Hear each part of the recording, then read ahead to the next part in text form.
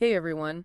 You ever get that feeling? You're out and about here in the DFW and suddenly the sky just looks different. Oh, yeah. Like a weird, almost greenish light, and you just know, right? Like something's brewing. Absolutely. Yeah, that heavy feeling in the air. It's like the calm before the storm, literally. Totally. And, we're no strangers to severe thunderstorms here in North Texas. They're pretty much a regular part of life, especially this time of year. You said it's spring and early summer. That's when things really start to get interesting around here, weather-wise. For sure. So today we're doing a deep dive into something super important for everyone living in the DFW: severe thunderstorm watches and warnings. Because let's face it, knowing the difference between those two can literally be life-saving. Exactly. We've been digging into a bunch of information from the NWS and other local sources, all focused on severe thunderstorms, watches, and warnings, specifically in our area, the DFW. Right, because we want to give you guys the most relevant and up-to-date info possible. So, our mission today is simple.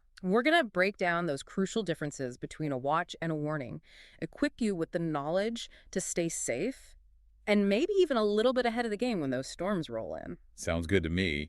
Knowledge is power, especially when it comes to the weather. Okay, so let's just jump right into it. What is the core difference? When the weather folks say watch versus warning, what should be going through our minds? Well, think of it this way. A watch means conditions are ripe for severe thunderstorms to develop.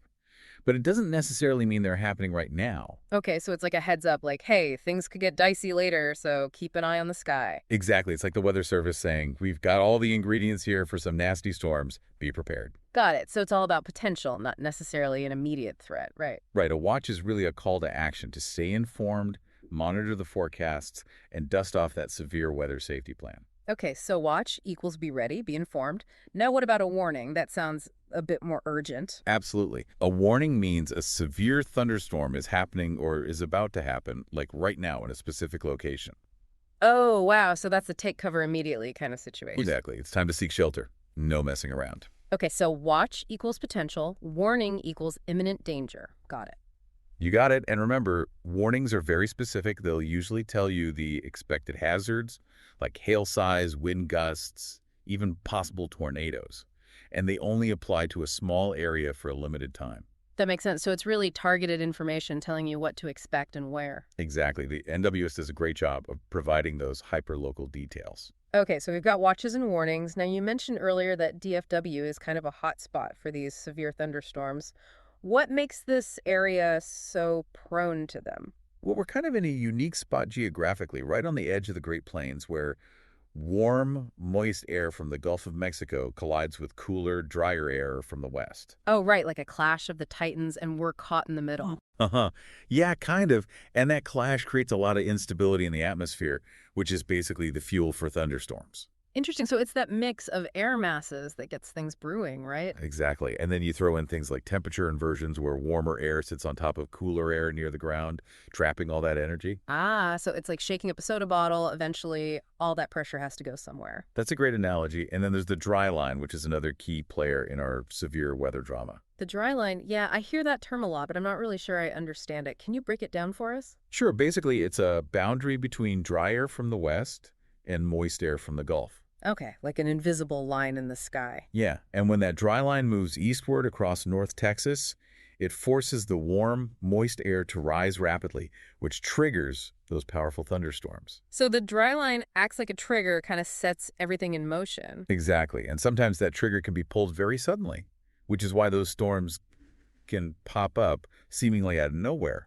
Makes sense. So we've got the clashing air masses, the temperature inversions, the dry line. It's like a recipe for some wild weather. It really is, and the NWS knows this, which is why they have such a sophisticated system for monitoring and predicting these storms. Right, because forecasting these things accurately is critical. So what tools do they have in their arsenal? How do they track those storms? Well, first and foremost, they rely on Doppler radar, which is like their eyes in the sky. You can see inside those storm clouds, pinpoint the location, intensity, and movement of rain, hail, even tornadoes. Wow. So it's like a super-powered weather X-ray. In a way, yes. And they also use satellite imagery, which gives them a broader view of cloud patterns and atmospheric conditions. So those swirling, colorful images we see on the news, that's satellite imagery, right? Exactly. It helps them see the big picture. And I know they also launch weather balloons. What do those do? Those balloons carry instruments that measure temperature, humidity, wind speed, all that good stuff at different altitudes. So they're gathering real-time data from the atmosphere. That's pretty cool.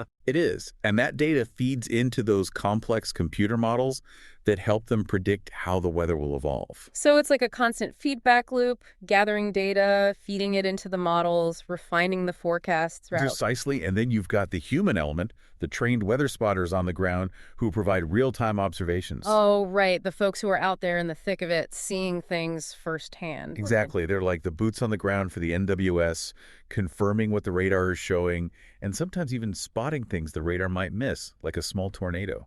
Wow. So it's really a team effort, technology and trained observers working together. It is, and it's incredibly important for keeping people safe. Absolutely. So we've got a pretty good handle on how these storms form and how they're tracked. Now let's talk about the potential hazards. What are we dealing with here in the DFW? Well, large hail is a major one. Yeah, And I mean, right. large, we're talking grapefruit size, sometimes even bigger. And that can do serious damage to cars, roofs, you name it. Ouch. Yeah, hail is no joke. I've seen cars with their windshields completely shattered. It's not pretty.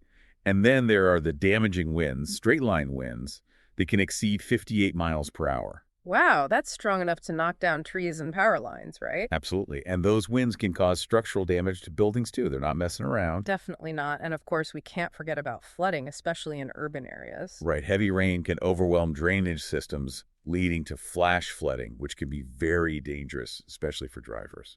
Yeah, turn around, don't drown. That's the saying, right? Exactly. Never try to drive through floodwaters. You never know how deep they are or what's underneath. Solid advice. And then there's the possibility of tornadoes, though maybe not as frequent as hail or wind. True, tornadoes are less common in our immediate area, but they are a significant threat, especially during the spring months. Right, so we need to be prepared for all of these hazards. They all pose a serious risk. Absolutely, and these storms can have a huge impact on our lives here in the DFW beyond just the immediate danger. Right, like the disruption to our daily routines, power outages, flooded roads, all that. Exactly. Severe thunderstorms can really bring things to a standstill, and the economic impact could be significant too. Think about business closures, property damage, the strain on emergency services. It's definitely something we need to take seriously. So, knowing all this, what can we as residents do to stay safe? How can we be prepared? Well, first and foremost, stay informed, monitor the forecasts, sign up for weather alerts on your phone, have a NOAA weather radio handy. So, multiple ways to get those warnings. Don't just rely on one source. Right, because you never know when one might fail. And have a plan, a severe weather safety plan. Okay, a plan. What does that entail? Well, identify safe places in your home, a basement, an interior room on the lowest floor, away from windows, and stock up on emergency supplies, water, food, flashlights, batteries, a first aid kit. So, basically, be ready to hunker down if a warning is issued. Exactly. And know what to do if you're caught outside. Seek shelter in a sturdy building immediately. Don't try to outrun the storm. And what about driving? Any advice there? Avoid driving, if at all possible, especially during heavy rain or hail. But if you're already on the road and a storm hits, pull over to a safe location, away from trees and power lines, and wait it out. Got it. Safety first, always. And earlier you mentioned that there might be some subtle weather differences within the DFW area, like Dallas versus Fort Worth. Is that really a thing?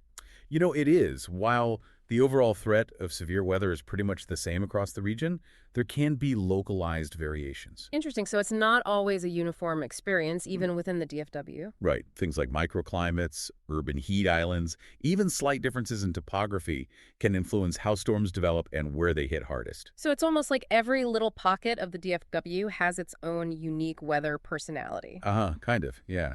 And it's something to keep in mind when you're tracking those storms. For sure. So bringing it all back to those NWS warnings, why are they so crucial for our safety? Well, they provide that critical lead time, those precious minutes that allow people to take action, seek shelter, get to a safe place. Right, because sometimes minutes can make all the difference. Absolutely. Those warnings can literally save lives by giving people the information they need to make smart decisions. So understanding the difference between a watch and a warning, staying informed, having a plan, it all comes down to being proactive, right?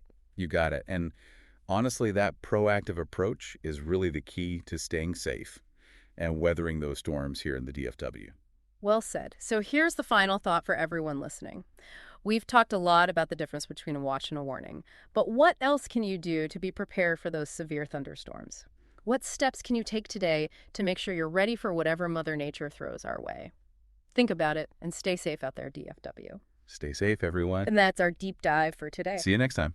Today is your lucky day. Today is the day that our $3 website works for you, paying you directly to your PayPal daily. Imagine $3 ongoing continuous payments to your PayPal account. Imagine falling asleep and waking up to $300 in your PayPal account. How would this make you feel? How could this help you? What bills could you pay? What kind of fun could you have? What does that retirement look like now? All for a one-time payment of $3. This website is DFY done for you, fully built and completely hosted, and never stops collecting payments for you. You have spent $3 on coffee on a regular, but that coffee won't help you create multiple streams of income. Click the link below.